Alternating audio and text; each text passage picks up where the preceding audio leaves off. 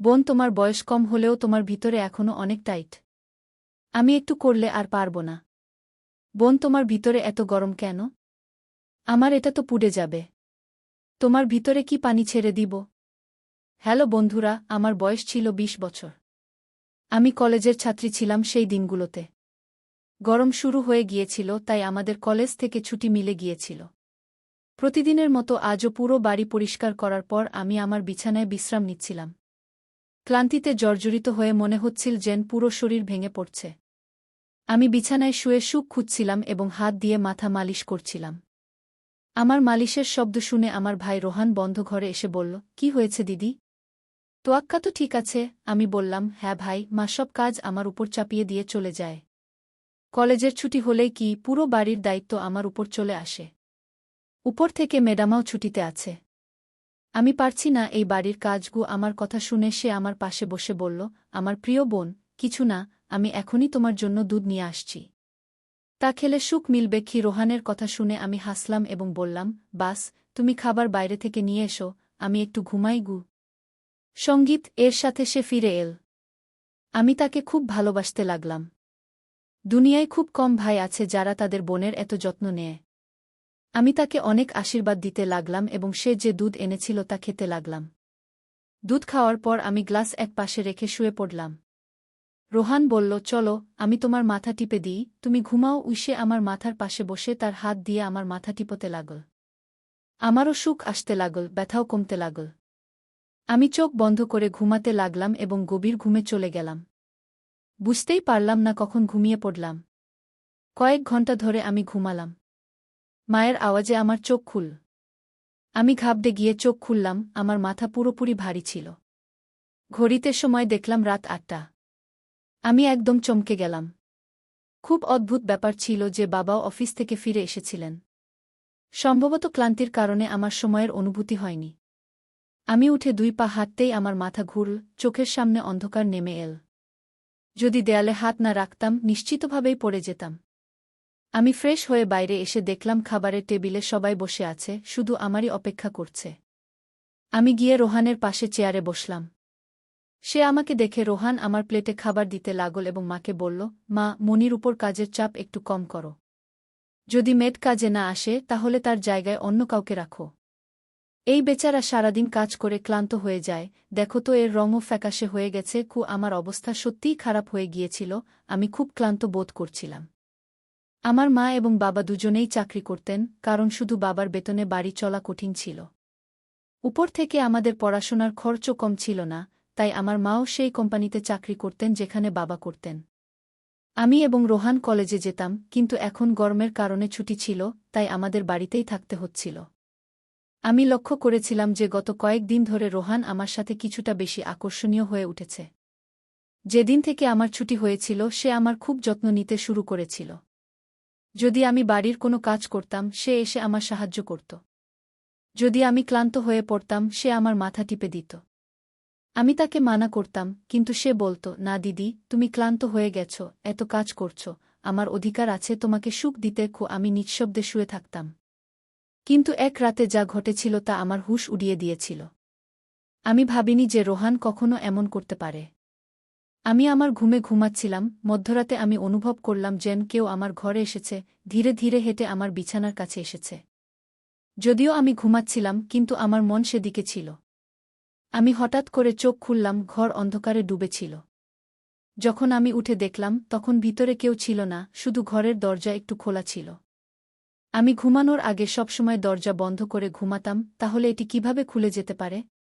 আমি ঘুমন্ত চোখে উঠে দরজা লক করতে লাগলাম।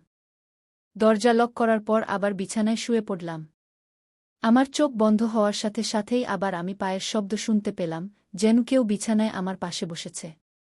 মনে হচ্ছিল যেন কেউ তার হাত আমার দিকে বাড়াচ্ছে, কিন্তু যখন আমি ফিরে তাকালাম তখন কেউ ছিল না। আমি ভয় পেতে শুরু করলাম। আমি উঠে ঘরের লাইট জ্বালালাম, দরজা খুলে বাইরেও দেখলাম, কিন্তু সেখানেও কেউ ছিল না। আজকের আগে কখনো এমন হয়নি যা এখন ঘটছে।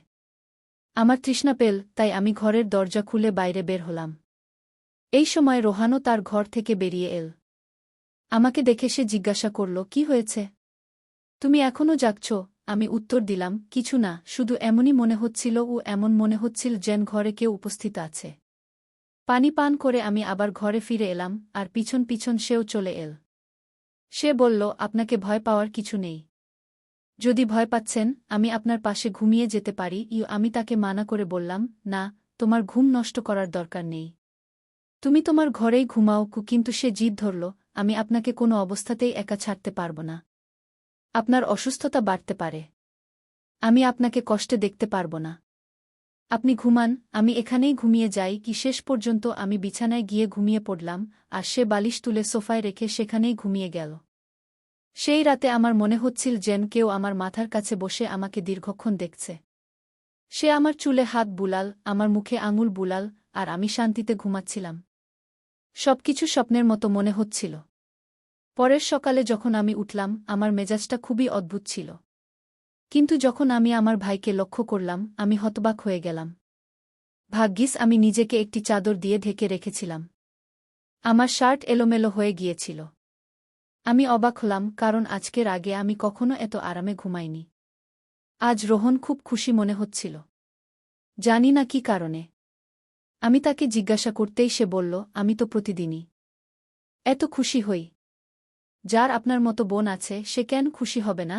বাড়ির সব কাজ শেষ করে যখন আমি বসলাম, রোহন তেল নিয়ে আমার কাছে চলে এল। বলল, মণি দিদি, আপনি আপনার চুল খুলে দিন।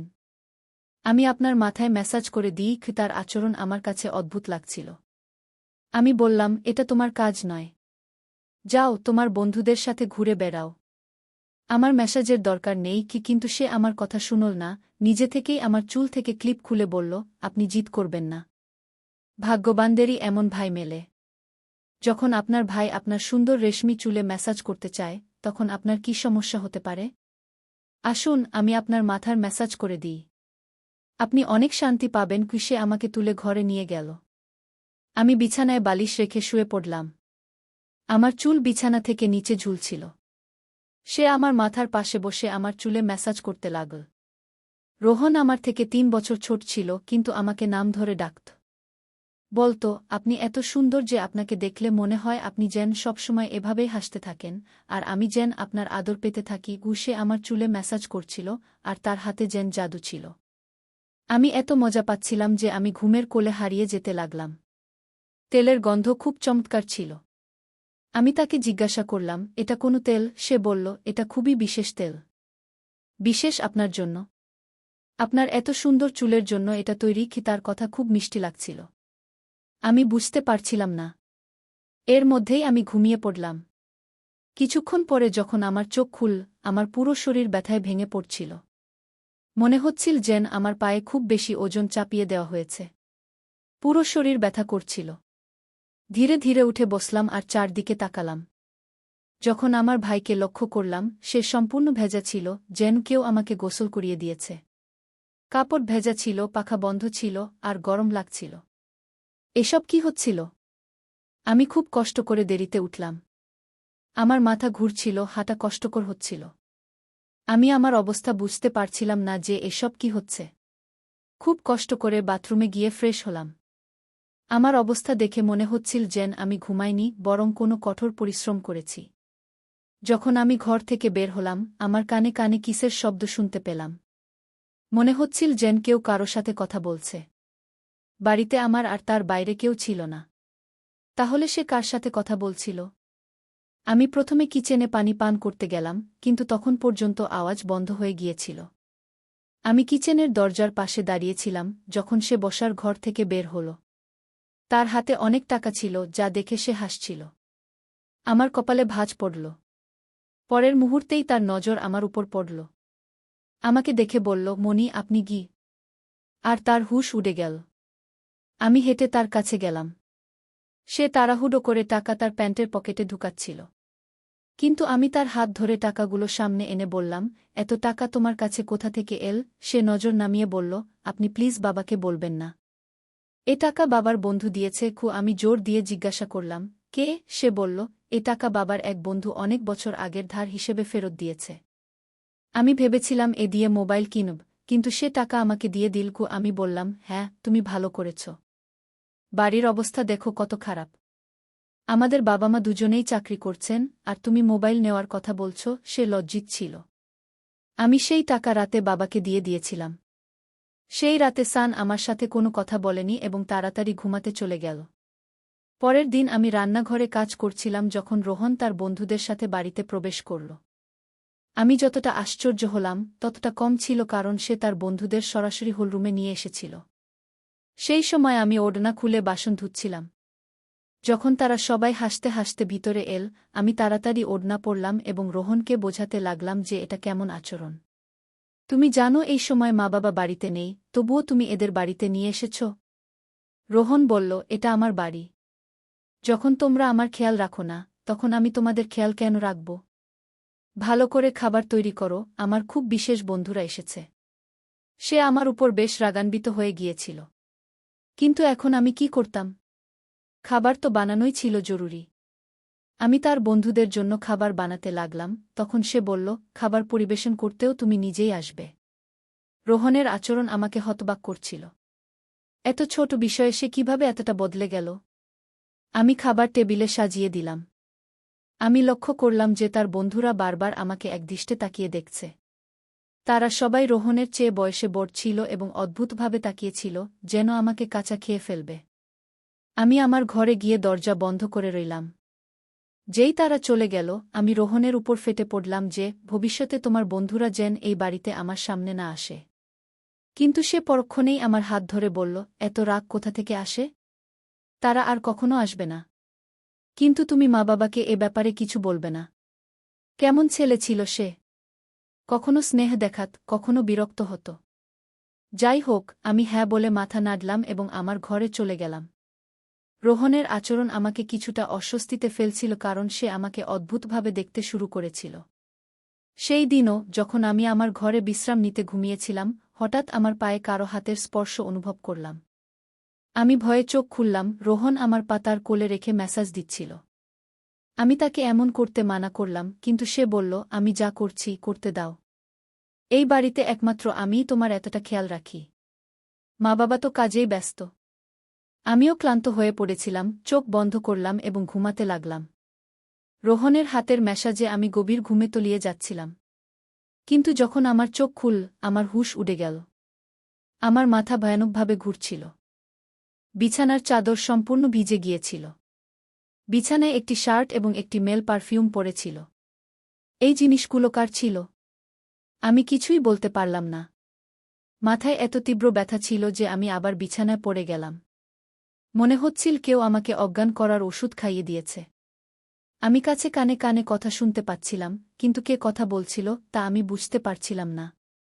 শুধু রোহনের কণ্ঠ শুনতে পাচ্ছিলাম। মনে হচ্ছিল সে আমার ঘরে আছে এবং আমাকে উঠানোর চেষ্টা করছে। কিছুক্ষণ পরে যখন আমার চোখ খুল, পুরো দৃশ্য আমার চোখের সামনে ঘুরতে লাগল। আমি প্রথমে বিছানার দিকে তাকালাম, যেখানে শার্ট এবং পারফিউম পড়েছিল, কিন্তু এখন সেখানে কিছুই ছিল না। আজ আবার আমার অবস্থা খুব অদ্ভুত ছিল। আমি তো আর শিশু নই যে এগুলো বুঝতে পারব না। বাড়িতে আমার এবং রোহন ছাড়া আর কেউ ছিল না। তাহলে আমার ঘুমানোর পর এমন কি হচ্ছিল যে আমার পুরো শরীর যেন পানিতে ভিজে গেছে?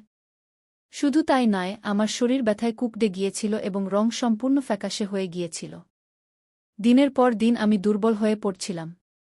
সেই দিনও রোহন আমার কাছাকাছি আসার চেষ্টা করছিল, কিন্তু আমি অজুহাত দেখিয়ে আমার ঘরে চলে গেলাম। মাথায় অদ্ভুত সব চিন্তা আসতে শুরু করেছিল।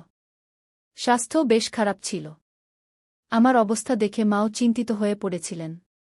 তিনি বললেন পরের দিন অফিস থেকে ছুটি নিয়ে আমাকে ডাক্তারের কাছে নিয়ে যাবেন, যাতে বোঝা যায় আমার সমস্যা কী। সেই রাতে আমি বারবার জেগে উঠছিলাম এবং ঠিকঠাক ঘুমাতে পারছিলাম না। পরের দিন আমার বাবা মা যথারীতি তাদের কাজে চলে গিয়েছিলেন। তাদের হয়তো আমার কোনো খেয়াল ছিল না। আমি নিজেই ডাক্তারের কাছে গেলাম, যেখানে আল্ট্রাসাউন্ডে দেখা গেল আমি গর্ভবতী। শেষ পর্যন্ত এটা আমার সাথে কে করতে পারে? রোহন আমার ভাই ছিল। কিন্তু তখন আমার মাথায় আসল যে আমি তাকে সৎ ভাই মনে করি। ব্যাপারটা এমন ছিল যে কারো কাছেই এটা গোপন ছিল না যে রোহন আমার সৎ ভাই। সে আমার মায়ের দ্বিতীয় বিয়ের সন্তান, আর আমি মায়ের প্রথম বিয়ের সন্তান। এই ধরনের চিন্তাগুলো আমাকে ভুল পথে নিয়ে যাচ্ছিল। বুঝতে পারছিলাম না কিভাবে আমার বাবা মাকে এটা বলবো। আমার সৎ ভাই যখন আমার পাশে বসত, কখনো আমার হাত ধরে রাখত, কখনো আমার গাল টেনে দিত। একদিন আমি হাসপাতালে গেলাম এবং অ্যাবর্শনের আগে ডাক্তারকে বললাম এই বাচ্চার ডিএনএ টেস্ট করুন। ডাক্তার রিপোর্ট দিলেন এবং যখন আমি দেখলাম আমার শ্বাস যেন আটকে গেল। যা আমি বুঝতে পেরেছিলাম এটা এমন কিছু ছিল না, বাচ্চাটা অন্য কারো ছিল, কিন্তু কে হতে পারে? আমি আমার রুমে মোবাইলের ক্যামেরা লাগিয়ে দিয়েছিলাম। একদিন যখন বাবা মা বাড়িতে ছিল না, রোহন আবার আমার কাছে এল এবং আমার মাথায় মালিশ করতে শুরু করল। আমি অনেক চেষ্টা করলাম যাতে না ঘুমাই, কিন্তু তেলের সম্ভবত অজ্ঞান করার ওষুধ ছিল। যেই আমি ঘুমালাম, অজ্ঞান হয়ে গেলাম। 2 ঘণ্টা পর জ্ঞান ফিরল, বাবা মাও বাড়ি ফিরে এসেছিলেন। যখন আমি রুমের রেকর্ডিং দেখলাম, আমার পায়ের নিচে মাটি সরে গেল। রোহন আমার রুমে তার কামুক বন্ধুদের নিয়ে আসত, যারা আমার সাথে খারাপ কাজ করত। তাদের কাজ শেষ করে তারা রোহনকে টাকা দিয়ে চলে যেত। এটা জানার পর আমি ভেঙে পড়লাম। আমি রুম থেকে বের হয়ে রোহনের গলা ধরে ফেললাম এবং থাপ্পড়ের বৃষ্টি করে দিলাম। তখন মা বাবাও এসে গেলেন এবং বাবা রেগে আমার হাত ধরে বললেন, তোমার জ্ঞান আছে? তুমি পাগল হয়ে গেছ? কেন মারছ এটাকে? আমি কাঁদতে কাঁদতে ভিডিওটি দেখালাম যে এই নীচ মানুষটা আমার সাথে কি করছিল। ভিডিও দেখে মা মেঝেতে পড়ে গেলেন, বাবাও বিশ্বাস করতে পারছিলেন না। তিনি রোহনকে ধরে খুব মারলেন, তার মুখ ও নাক থেকে রক্ত পড়ছিল। রোহন রেগে বলল, আমি এটাকে কখনো আমার বোন ভাবিনি। আমার টাকার দরকার ছিল, লোকেরা এটার জন্য লক্ষ লক্ষ টাকা দিতে রাজি ছিল। আমার নিজের প্রয়োজন মেটাতে হয়েছিল, তাই এই পদক্ষেপ নিয়েছি। নিজের বোনের দেহ ব্যবসা করিয়েছি। আমি আমার কানে হাত দিয়ে শুধু কাঁদতে লাগলাম। বাবা তাকে এত মারলেন যে সে রক্তাক্ত হয়ে গেল, কিন্তু কোনোরকমে নিজেকে তাদের থেকে ছাড়িয়ে বাড়ি থেকে পালিয়ে গেল এবং আর কখনো ফিরে আসেনি। আমার পেটে যে বাচ্চা ছিল তা অবৈধ ছিল, আমি অ্যাবর্শন করিয়ে নিয়েছি। কিন্তু রোহন যে ঘৃণ্য খেলা আমার সাথে খেলেছে, আমি মরেও ভুলতে পারব না। ভাই সেই হয় যে আপনাকে মন্দ থেকে বাঁচায়। কোনো অচেনা পুরুষের হাতে আপনার যুবতী বোন বা মেয়েকে ছেড়ে দেওয়া বড় বোকামি, কারণ শয়তানপন্থী মানুষ সবসময় অপেক্ষায় থাকে কখন তারা কোনো নিরীহের ইজ্জত নষ্ট করবে। তাই আমি আমার সব দেখার ও শোনার দর্শকদের এই অনুরোধ করব, সবসময় আপনার বোন মেয়েদের খেয়াল রাখুন এবং কোনো অবস্থাতেই একা ছেড়ে দেবেন না। বন্ধুরা, এখানে ভুল বাবা মার ছিল, যারা টাকা কামানোর চেষ্টায় বাচ্চাদের থেকে একদম বেকবর হয়ে গিয়েছিলেন। অথবা আমার ভুল ছিল যে আমি আমার সৎ ভাইয়ের সাথে এই বাড়িতে থাকতাম, আমি তার উপর অতিরিক্ত বিশ্বাস করতাম, তাকে আমার নিজের ভাই ভাবতাম। তাই বন্ধুরা, নিজের এবং পরিবারের খেয়াল রাখুন। দেখা হবে অন্য কারো নতুন গল্প নিয়ে, ততক্ষণ পর্যন্ত বিদায়।